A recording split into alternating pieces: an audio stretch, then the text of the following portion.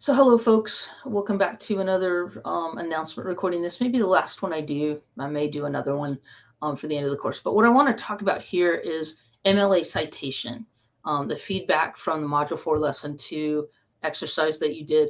I'm about half through grading those and I can see that we need to talk, some of us. And so I'll give you some feedback. I'll have that out for everyone by the end of the day. And then I also just want to talk to you a little bit about end of term housekeeping, the course survey that came out that you can start working on now if you want to. But anyway, so as for citations, if you got a low score on this or you're about to get a low score on this, did you watch the videos and the examples in the course? Because there's a lot in there. I know I haven't looked at it in a while, but I also know that if anything was confusing, there are a million MLA citation websites and examples out there if you look for them. So what I'll say to you is don't just wing it. Don't do what you've always kind of done in the past. Don't do what maybe you're seeing in your sources, because a lot of them may be APA, and so that's dates and there's commas everywhere, and that's not what MLA is. So let's look at the difference between the two of them. Citation takes place in two places. It takes place at the point that you use the source material in your text, and then it is at the end of the paper on the works cited page. So let me show you an example of a works cited page here. Sorry, this takes so long always. Okay, so here's a works cited page at the end of a paper. So notice it's works cited. This is what your paper should look like when you turn it in at the end.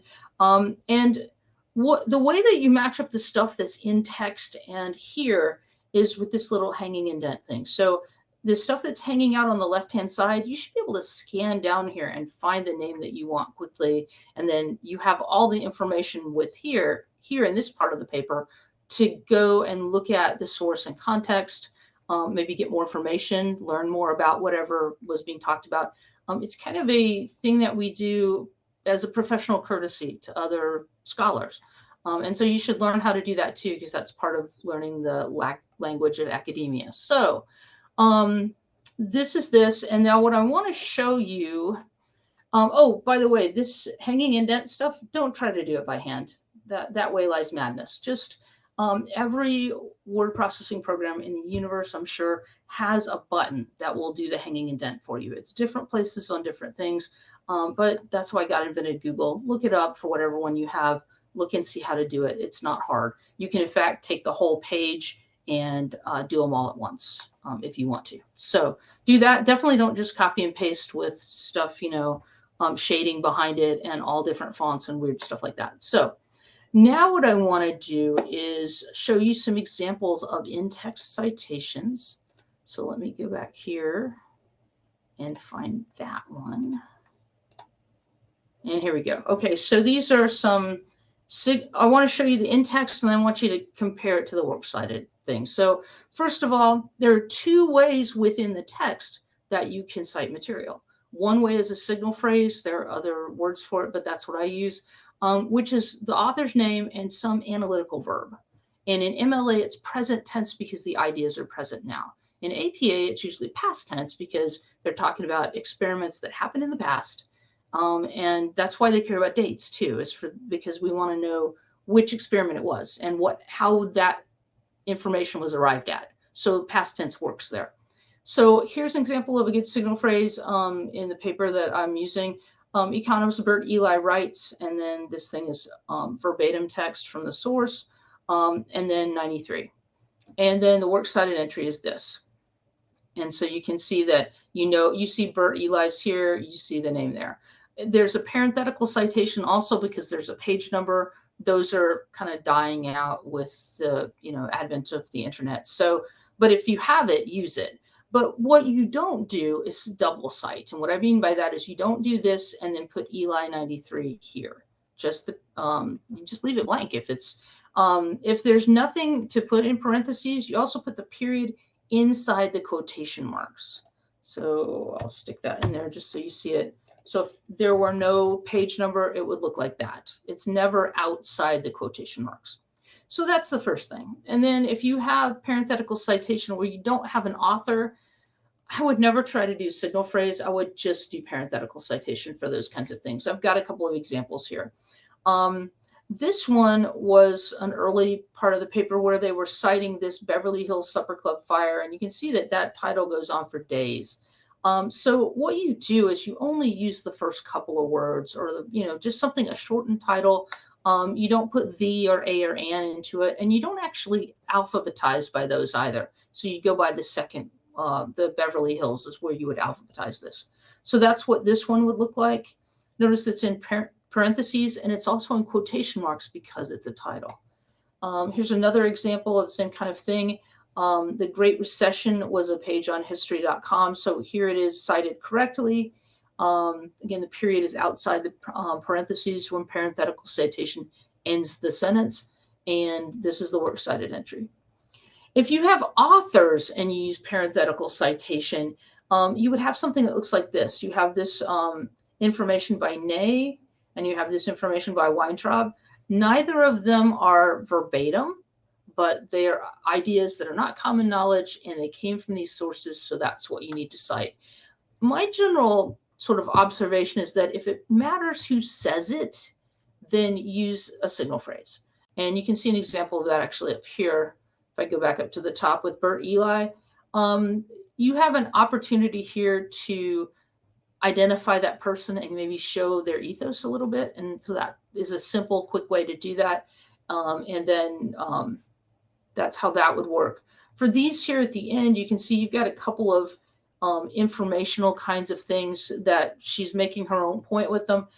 There's no point in doing the signal phrasing because that would just kind of mess up her flow of information.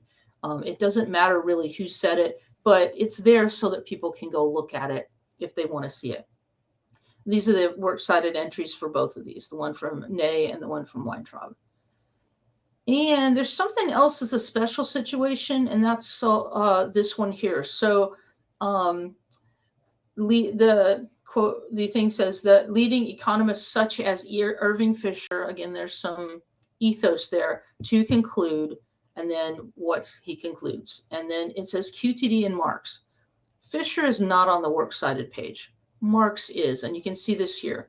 Sometimes what happens is that something was interesting enough for that person to put into their paper, and you like that same verbatim text. You got to give credit to who said it, but you also have to show where it can be found from your research. And this might be an interview that someone did that's not a published thing. So that may be why that's the way it is. But anyway, that's an example of that. So now, the first time that you use a signal phrase, you would use the first and last name. So you've got like Bert Eli here at the top. If I scroll back up, sorry. Bert Eli writes. After that, if you use any more stuff from Eli, it's just Eli observes or Eli points out, things like that. It's not, you never use the first and last name again. You don't use the first and last name in parenthetical citation, just the last name. And then if, what else was I going to say here about this? Oh, you don't use the first name. So Bert is not your personal friend. So you don't use first names ever. It's always last name. And that makes sense if you look at the works cited entry. It's not under the first name, it's under the last name. That's how it's alphabetized. So let's see some other examples. I'm going to show you something from Purdue OWL now, from MLA citation, just for some of the things that you are likely to see. So I'll go to this page. And you can see here that for multiple authors, you're going to use both names with an and between them, whether you use it as a signal phrase, Best and Marx argue, again, Marcus argue, again, it's present tense, or you put it in parenthetical citation, not both, and use the and. It's not an ampersand or anything like that. And then this is the works cited entry, Best and Marcus. And you see that it's Best, comma, David, comma, and Sharon Marcus in the works cited entry. If you got more than 3 authors, it's going to be the first author's name and then et al, which means and all and others. It's et alia in Latin. It's like that was the universal language of scholarship for hundreds of years, and it's still with us in this one tiny way. But anyway, so for this one, if you see that you have 3 authors in your works cited page, it's probably not correct MLA citation. So go back and fix that. And then you would just use according to, or the author's claim, and then use the first author's name and et al. And then if there's a page number, a space, and then that. Never any commas. Yeah, let's see what else. Yes, okay, so never use a comma in parenthetical citation. Never use a date anywhere in MLA parenthetical citation. If you are using verbatim text from a source and that's in there, try to rephrase that verbatim text so that you don't have to use it. You can talk about what date it is in your own words and talk about what they came up with, but it looks like it's APA citation even when maybe you didn't intend that, and you should never kind of have it mixed like that. So just work really hard to rephrase stuff. Now let's talk about integration a little bit. So sources are used for evidence. They're used for examples. Maybe you can use verbatim text a little bit to capture, a distinctive kind of phrasing that the author used, or maybe to kind of give that person's position in their own words. And but they should not be speaking for you. You should lead up to the verbatim material, and then use it and then cite it, and then explain its significance to your point. That doesn't mean that you tell us again what it says in different words, because we can all read. Make it a springboard to present your own ideas. And if you look carefully at your own sources that are, with real authors, not the kind of WebMD kind of web pages, but the other stuff with an author, pay attention to how they do it. Because even in APA citation, that kind of stuff is handled similarly. So you also should avoid using quoted material at the beginning of a paragraph or at the end, because the beginning is where your topic sentence goes and the end is where your concluding sentence goes. And so you just force yourself to get in the habit of introduce, cite, and explain. ICE is a really good acronym for that. Also avoid saying this quote, because you're the one quoting this source. It doesn't mean anything except what you're using it for in your context. So this quote tells me, or this quote makes me think about, or just this quote says that, that's not what you're doing with the verbatim material. So work on that. The other thing that we do in MLA is we use analytical present tense verbs, because the ideas are present to think about now. Even if someone wrote about Beowulf 100 years ago, or the article or whatever, the ideas that are now are what we care about and what we can talk about. And APA, as I think I said earlier, cares about dates, cares about how the experiments were conducted in the past and what the results were in the past. And so I will try to find a list of some things that will help you with analytical verbs. I think once you see them, according to is really clunky, and as stated by is not even a decent way to do it at all. But things like Bert Eli states, or Irving Fisher concludes, or those kinds of things, that's analytical verbs. So that's that, and I will put a link in your course to marker verbs or analytical verbs. Okay, so end of term reminders. The final due date for late work, if you've got stuff hanging out there from the past, is this Thursday, November the 30th. I'll let it cut off. I don't remember what I said in the course, but as long as it has a Thursday, November 30th date on it, I'll still process it. Your research paper, though, is due the next day on Friday, December 1st at noon. So if you don't make this deadline, this is not something that you can make up. You just lose two letter grades, and that would be awful. So let go of your perfectionism, submit a reasonable draft, do your best to make it as complete as you can make it. You can use angle brackets. I do that sometimes in a draft to leave notes for myself, or leads notes maybe for a peer editor or someone like that, or questions that you have that you might want me to be able to help you with. So you can still do a revision assignment on this after we have a conference, as long as it comes in by the end of the course, which is December 8th at 5 p.m. So let me shift over to the course really quickly, and I'll show you a couple of other things, and we'll be done here. So let's see. Nope, it's here.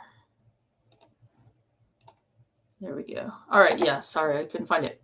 All right, so this is one of the courses. They're both pretty similar. I have a link up here where you can schedule yourself if you want to have a conference with me. I'm open. It's for my face-to-face students. I think I put that in an announcement, but I've got it here. Click into it, look and see what is available. If nothing's available, let me know and we'll find a way to get together. If you scroll down a little bit further, you'll see the extra credit.